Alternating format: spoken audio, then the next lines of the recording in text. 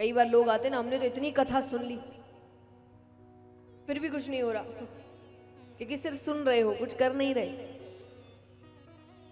आते हैं, सुनते हैं, उठते हैं, कपड़े झाड़ते, घर जाते, भूल जाते हैं, क्या फायदा। ऐसे हजारों बार सुन लो, कोई फायदा नहीं होने वाला।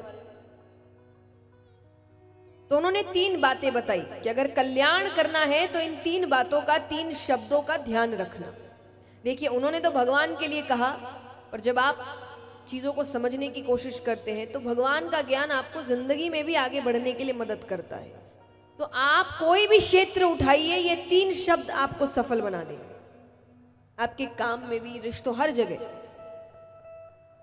तो सबसे पहला शब्द है श्रवण, सुनना। सुनना जरूरी है। अब भगवान के क्षेत्र में कहे तो कथा सुनना। ग्रहण कब करोगे? जब सुनोगे। तो कथा सुननी पड़ेगी, भजन सुनने पड़ेंगे, कथाएं सुननी पड़ेगी। लेकिन दूसरे क्षेत्र में कहे तो ये भी सुनना पड़ेगा। आज हर व्यक्ति बोलने में लगा है, कोई किसी को सुनना पसंद। आप किसी को एक ज्ञान की बात बताइए, वो 4 और बताएंगे। कोई सुनने को तैयार नहीं। मुझे लगता है समय ऐसा आ रहा है कि आज सिर्फ कथा ही सुन रहे लोग, बाकी तो बोलना ही बोलना है सबको। कथा ही बची है जहां पे बैठ के सुन रहे हैं थोड़ी देर। लेकिन सुनना जरूरी है। सबको सुनिए, सबके पास कुछ ना कुछ है बताने को। आप किसी के अगर पास बैठ रहे हो, वो कुछ बोलने की कोशिश कर रहा है, तो अपनी 10 बात सामने रखने की कोशिश मत करिए, उसको सुनिए।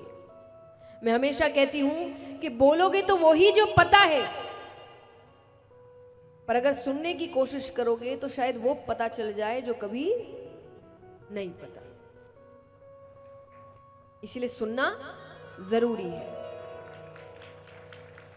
अब कई बार लोग कहते हैं कि हर किसी को थोड़ी सुनेंगे, हमें जो समझदार, हर किसी को सुनो, ज्ञानी को भी सुनो, मूर्ख को भी सुनो। कारण है, क्योंकि ज्ञानी को सुनने से पता चलेगा क्या करना चाहिए, और मूर्ख को सुनने से पता चलेगा क्या नहीं करना चाहिए। दोनों ही जरूरी है ना। क्या करना चाहिए तो सबको पता होता है, कई बार क्या नहीं करना चाहिए ये नहीं पता, तो कल को हम ही मूर्खों वाली हरकतें कर रहे हो। इसलिए दोनों को सुनो। तो सबसे पहला लक्षण है, कारण है ना, भगवान ने 2 कान 1 मुंह दिए हैं। 2 कान का मतलब है ज्यादा सुनो। अगर ज्यादा बुलवाना होता भगवान 2 मुंह देते, पर भगवान ने 2 कान दिए हैं कि बोलो कम, सुनो ज्यादा। अब दूसरा है श्रवण के बाद चिंतन। ये सबसे सुंदर चीज है। देखिए, मैं हमेशा कहती हूं, सनातन धर्म आपको आंख पर पट्टी बांधना नहीं सिखाता, अंधविश्वास नहीं सिखाता। सनातन धर्म जिज्ञासा सिखाता है, प्रश्न करना सिखाता है, सच ढूंढना सिखाता है। आपके अधिकतर शास्त्र प्रश्नों से शुरू हो रहे हैं।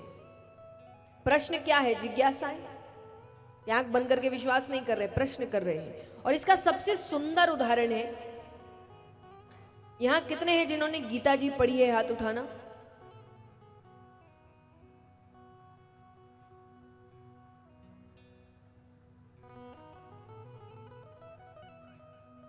अच्छी बात है, इतने कम हाथ उठ रहे हैं।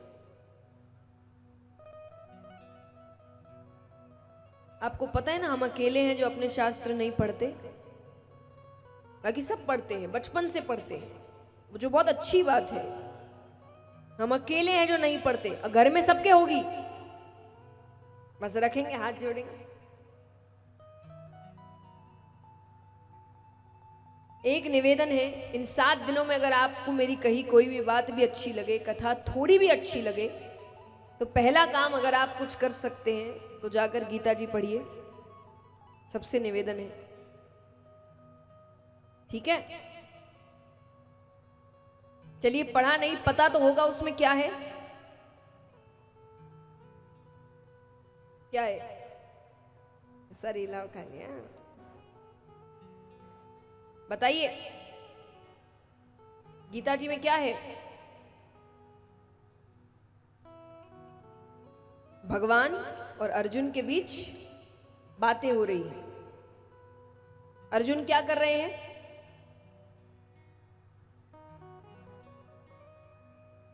अर्जुन अर्जुन सुन नहीं, भगवान उपदेश दे रहे, अर्जुन क्या कर रहे हैं?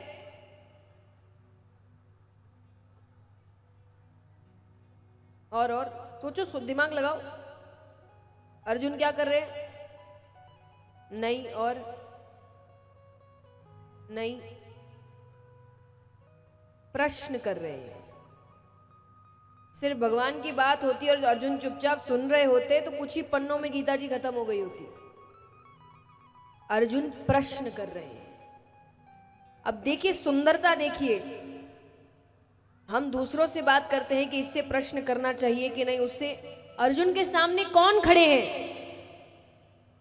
भगवान।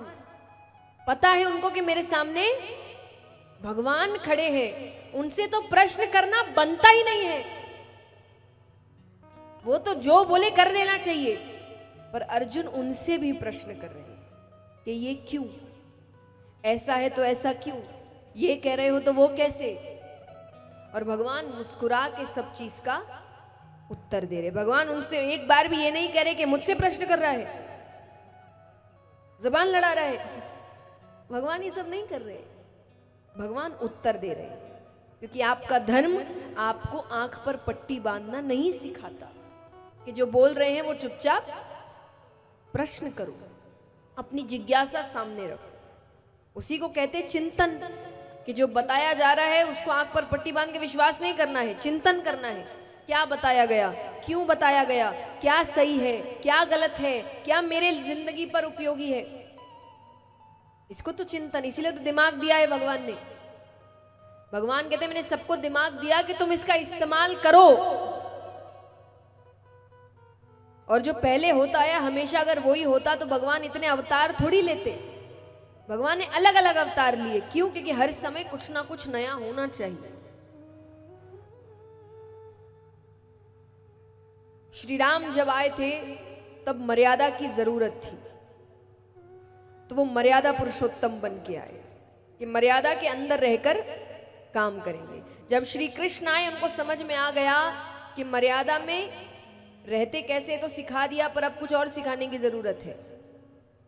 कहते हैं ना कि श्री कृष्ण और श्री राम में अंतर क्या है, ये बहुत सुंदर रूप से बताया गया है कि श्री राम हमें सिखाते हैं कि मर्यादा में रहते कैसे हैं। कि श्री राम हमें सिखाते हैं कि मर्यादा में रहते कैसे हैं, और श्री कृष्ण हमें सिखाते हैं कि मर्यादा में रखते कैसे हैं।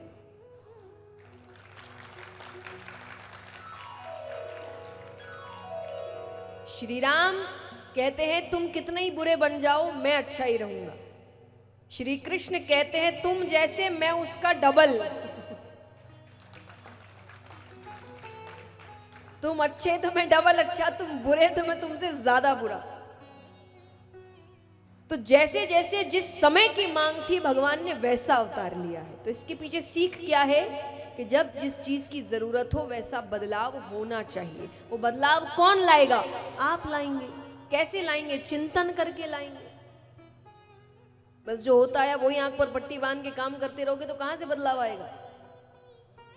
तो चिंतन करना पड़ेगा। तो दूसरा लक्षण है चिंतन, और तीसरा है मनन। अब सुन लिया, चिंतन के बाद समझ लिया कि क्या करना है, अब उसको करना भी तो पड़ेगा। सार समझ में आ गया कि सच बोलना है, पर सच बोलना भी तो पड़ेगा, बदलाव तो तभी आएगा। तो मनन यानी उस सार को अपने जीवन में उतारना, तब जाकर कल्याण होगा। तो उन्होंने कहा कि ये 3 चीजें अगर आप अपने जीवन में लागू करते हैं तब जाकर कल्याण होता है। अब इन 3 चीजों का ध्यान रखकर दूसरी बार कथा होती है, और दूसरी बार जितने भक्तों ने कथा सुनी उन सबके लिए भगवान का विमान आता है और सबको भगवान के धाम लेकर जाता है। बोलिए श्रीमद् भागवत महापुराण।